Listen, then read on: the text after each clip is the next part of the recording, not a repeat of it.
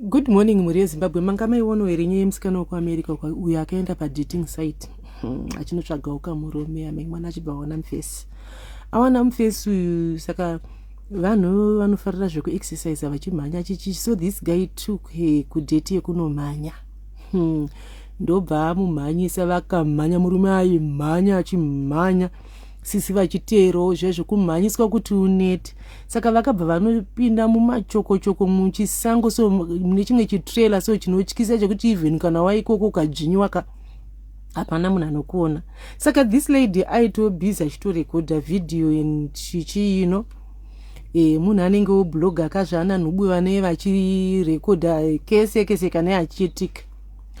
Saka vasvika pamwe pakaita kamukoto, pakaita kabridge, kapassage, katrailer kacho mukati mesango.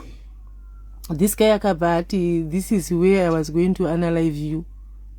Musikana uyu akabva apanika ndokuzhinya kunyepera kuseka kweko munhu ari kutya akati, what? It's a joke.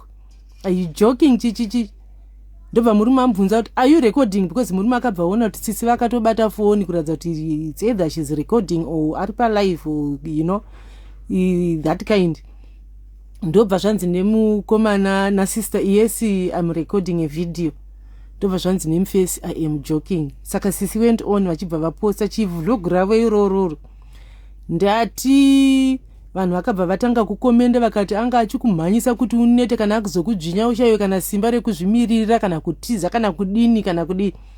Sisi manje vari busy kudefenda murume kuti it was just a joke njani. So ndichatega some of the comments dzadzichikomentwa nevanhu kuti iwe usanzwa zvako usatedzera vanhu vane godo, tazokuona wakutrenda vakuda kukustopa kuti ugozotrenda kana uchinge wadini wakinyiwa wadzvinyiwa.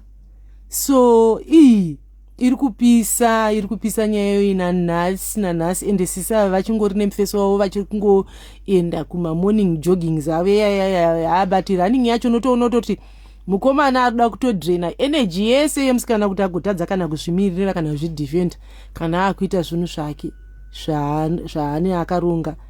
Hameno, what is your take guys? Because inini personally ndiri kuti dai Musikana uyu asiyana nazvo zvika relationship kemutonono akavasikana, because one day ende ukamuona uyu mufesi wacho aiwa muchena nemashoko akataura amai mwana, even ukaona video racho akatotaura achibva ati this is where I was going to K ndo ndati dot ndo ndati chi elo waibata. Saka pakaipa varume tinovada, but at times we meet vamwe vanhu vari weird.